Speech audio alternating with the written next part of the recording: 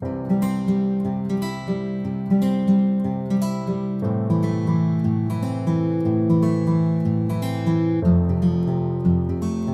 पास topic है वो है स्ट्रक्चर ऑफ सीड। अब हमने देख लिया सीड बन गया, सीड का स्ट्रक्चर कैसा होता है, ठीक है। कहते हैं अ सीड जो होता है वो मेच्योर ओव्यूल आगे सीड बनाते हैं, ठीक है, जबकि जो बाहर ओवरी होती है वो फ्रूट बना देती है। कहते हैं a seed is a miniature plant, seed एक मिनिएचर प्लांट है विद अ प्रोटेक्टिव कवरिंग, इसकी कुछ कवरिंग सीड की होती हैं। Typical a seed consist of the following structure. Number 1 है आपके पास seed coat. Outer covering of the seed is called seed coat, या आप जिसको टेस्टा बोलते हो। आउटर जो आपके पास किसी भी सीड के ऊपर जो कवरिंग होती है वो किसी भी बीज के ऊपर, ठीक है। आपने चने के अंदर, ग्राम सीड के अंदर, इसके अलावा मेज, गंदम, इन सब के बाहर आपने देखा होगा पतली सी एक वाइटिश कलर की प्रोटेक्टिव या जो ब्राउनिश सी होती है वो आपके पास कवरिंग होती है, जिसको आप टेस्टा या जो सेकंड टर्म उन्होंने यूज की है सीड कोट कहते हैं, ठीक है। इट इज ब्लैक और brown in a colour and protect the embryo, अंदर एम्ब्रियो को प्रोटेक्ट करती है। सेकंड आपके पास जो पार्ट होता है एक सीड का वो है हाइलम। कहते हैं किसी एक एंड के ऊपर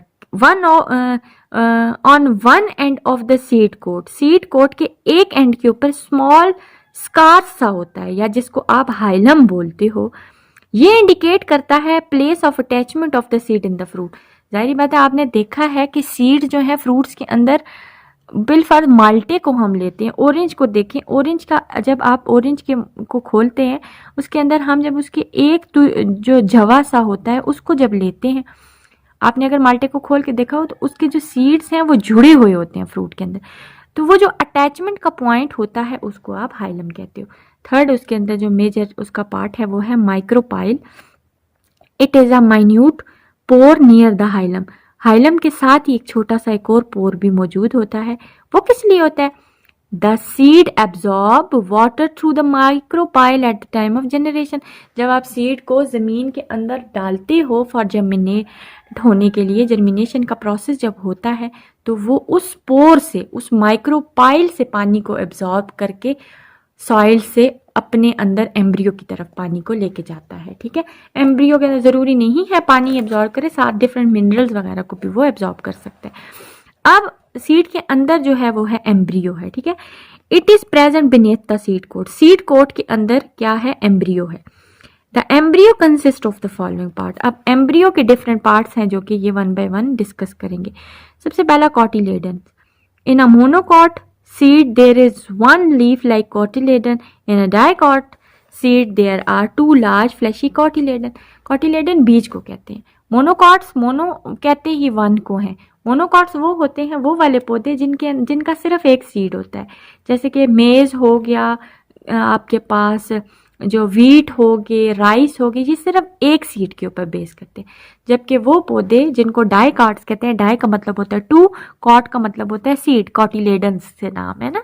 तो जैसे कि आपने पी को देखा है, मटर का आउटर मोस्ट जो उसका टेस्टा उतारे तो अंदर से वो दो बीज में, इसी तरह पीनट को देखें, इसके साथ साथ ग्राम सीड को देखें। डिफरेंट ऐसे सीड्स हैं जो उनका आउटर मोस्ट कवरिंग उतारें तो वो आपके पास दो बीजों में डिवाइड होता है, तो आपके पास वो दो होते हैं, तो उसको आप डाइकोटिलेडन्स कहते हो। फिर उसके बाद नेक्स्ट पार्ट जो एम्ब्रियो का होता है, पहले तो मतलब दो है ना, या तो एक होगा या दो है। जैसे डायग्राम में नीचे उन्होंने आपके पास बताया, ये आपके पास मोनोकॉट है, ये आपके पास डाइकॉट है। डाइकॉट की एग्जांपल उन्होंने दी है और ये आपके पास मोनोकॉट की उन्होंने एग्जांपल आपको दे दी है। अब आपके पास नेक्स्ट जो पार्ट है वो है प्लम्यूल और रेडिकल।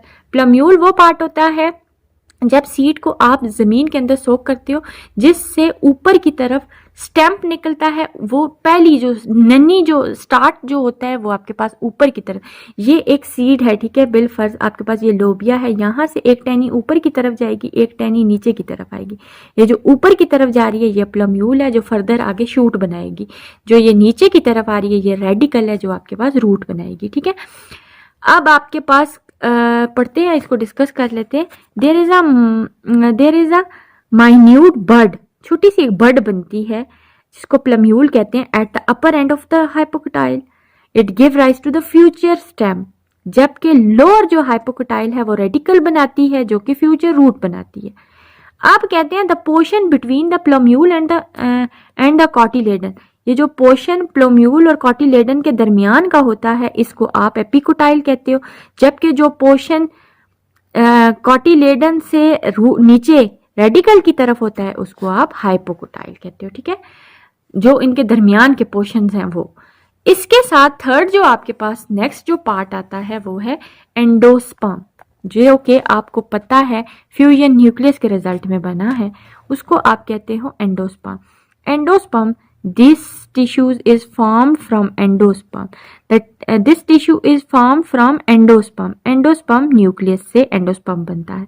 ये होता क्या है, न्यूट्रिएटिव होता है, न्यूट्रिशन प्रोवाइड करता है। डाइकॉट सीड्स के अंदर एंडोस्पर्म नहीं होता, जबकि मोनोकॉट सीड्स के अंदर एंडोस्पर्म होता है। In these seeds the cotyledon absorb nutrients from the endosperm. अब जाहिर बात है मोनोकॉट्स क्या करते हैं, एंडोस्पर्म से सारे के सारे न्यूट्रिएंट्स को एब्जॉर्ब करते हैं और उसको एम्ब्रियो की तरफ ट्रांसफर करते हैं। Observe the following diagram, the main part of the seed and the structure of the maize and the castor bean seed. Maize जो है वो आपके पास मोनोकॉट प्लांट का सीड है, जबकि कैस्टर बीन्स जो होती हैं वो आपके पास डाइकॉट्स है। ये डाइकॉट्स का है, ये मोनोकॉट्स का। देखें अब वो आपको बताएंगे, डाइकॉट प्लांट है, ये दो कॉटिलेडन हैं तो इसलिए डाइकॉट सीड इसको कहते हैं। ये एक कॉटिलेडन, ये दूसरा कॉटिलेडन। अब ये स्टार्ट हुई इसकी ऊपर की तरफ, ये जो जा रही है ये प्लम्यूल है, जो नीचे की तरफ आ रही है ये आपके पास रेडिकल है, ठीक है। अब कहते हैं ये कॉटिलेडन का जो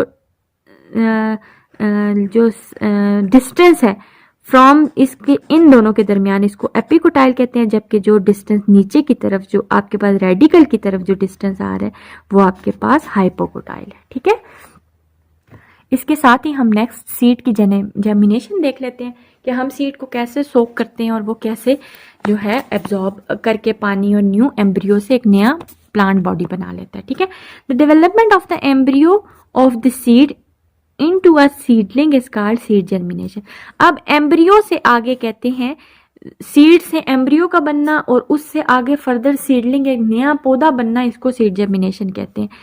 इन द ड्राई सीड के अंदर एम्ब्रियो जो होता है, फिलहाल जब तक आपने उसको ज़मीन के अंदर सोक नहीं किया, उसने पानी को एब्जॉर्ब नहीं किया, ड्राई कंडीशन में जो एम्ब्रियो है वो क्या है, इज अलाइव होता है लेकिन इनएक्टिव होता है। जब हम उसको सॉइल के अंदर डालते हैं सूटेबल कंडीशंस में, वो एम्ब्रियो जो होता है एक्टिव हो जाता है और साथ ही ग्रो करता है सीडलिंग्स में, ठीक है। Germination of seed start with the absorption of water. सबसे पहले जो आपके पास सीड की जो जर्मिनेशन देखें तो वो स्टेप्स क्या हैं, सबसे पहले पानी एब्जॉर्ब होगा, ठीक है। क्या होगा, पानी absorption of water through the micropyle, वो जो छोटा सा सुराख होता है उससे पानी एब्जॉर्ब होगा। This is follow by the emergence of radical नीचे की तरफ निकलेगी, जबकि आपके पास जो कि रूट बनाएगी, इसके साथ रेडिकल जो है प्लम्यूल फर्दर ऊपर की तरफ बनेगा जो कि ग्रो करेगा शूट के अंदर। On the basis of the plumule growth, plumule की ग्रोथ के ऊपर दो टाइप्स होती हैं जर्मिनेशन की, एक को कहते हैं एपीजियल और एक को कहते हैं हाइपोजियल। अगर आपके पास देखें, इन एपी कहते हैं अपान, जीएल कहते हैं अर्थ को, ठीक है। अगर आपके पास सीड जमीन से ऊपर निकल के आ जाता है और फिर पौधा लगता है, उसको एपीजियल जर्मिनेशन कहेंगे, जबकि हाइपो बिलो को ही कहते हैं, जीएल अर्थ को ही कहते हैं। अगर सीड जमीन के अंदर ही रह के शूट बाहर निकालेगा जमीन से, उसको हाइपोजियल कहते हैं, ठीक है। कुछ पौधे ऐसे होते हैं जो आपके पास हाइपोजियल और एपी, मोस्टली पौधे हाइपोजियल होते हैं, सीड ज्यादातर जमीन के अंदर ही रहता है। कुछ थोड़े बहुत पौधे ऐसे होते हैं जो आपके पास एपीजियल वाले फिनोमेना को शो करते हैं, जैसे कि आपके पास ये देखें डायग्राम के अंदर एपीजियल का उन्होंने बताया। सीड है, सीड से रेडिकल निकली जिसने नीचे की तरफ रूट बनाई, रूट बनाने के बाद, ठीक है, अब ये जो नीचे तो बनी ये हाइपोकोटाइल है उसका, ठीक है, लेकिन सीड खुद क्या है, अपर सरफेस के ऊपर आ जाता है। ये सीड सरफेस के ऊपर आने के बाद ये जो है ऊपर अपनी फर्दर शूट्स बनाएगा। जैसे हम देखते हैं इमली के पौधे के अंदर ये जो आपके पास फलियां वगैरह होती हैं, ठीक है, ये सारे जो पौधे हैं ये आपके पास एपीजियल होते हैं, जबकि कुछ जो पौधे आपके पास जमीन के अंदर ही रह के, ये देखिए सीड डाला, सीड के बाद आपके पास ऊपर की तरफ प्लम्यूल, नीचे की तरफ रेडिकल, रूट बनी, शूट्स बनी और सीड जो है वो जमीन के अंदर ही रहा उसको आप हाइपोजियल जर्मिनेशन कहते हैं। ठीक है, लास्ट साथ साथ इसके देख लें कंडीशंस जो necessary for germination of seeds हैं। सबसे पहले जो जर्मिनेशन के लिए सीड्स के लिए, ठीक है, सीड की जर्मिनेशन के लिए सबसे पहली जो चीज़ है वो वाटर है। वाटर डेफिनेटली एब्जॉर्ब होगा माइक्रोपाइल रीजन से, वाटर सॉफ्ट करेगा सीड कोट को और वो सीड कोट बाहर से बर्स्ट हो जाएगी, जिससे जो आपके अंदर जो कॉटिलेडन्स हैं वो सारे के साथ दो जो हैं आपस में अगर जुड़े हुए हैं, बाहर सीड ने कोट ने उनको जोड़ के रखा हुआ है, सीड कोट ही नहीं रहेगी तो वो खुलेगा। ठीक है, जो उसका जो बीज होता है वो खुल जाएगा। इसके साथ साथ हेल्प करता है एंजाइम्स की एक्टिवेशन के लिए और साथ साथ एम्ब्रियो की ग्रोथ के लिए पानी बहुत ज़रूरी है। सेकेंड चीज़ जो है वो है ऑक्सीजन, ये भी सीड जर्मिनेशन के लिए ज़रूरी है।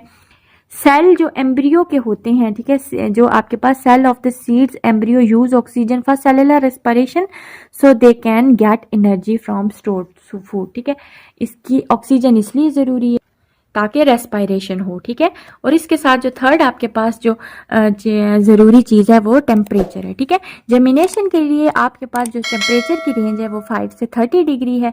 सूटेबल जो टेम्परेचर होता है is necessary for the enzymes to function properly. ठीक है,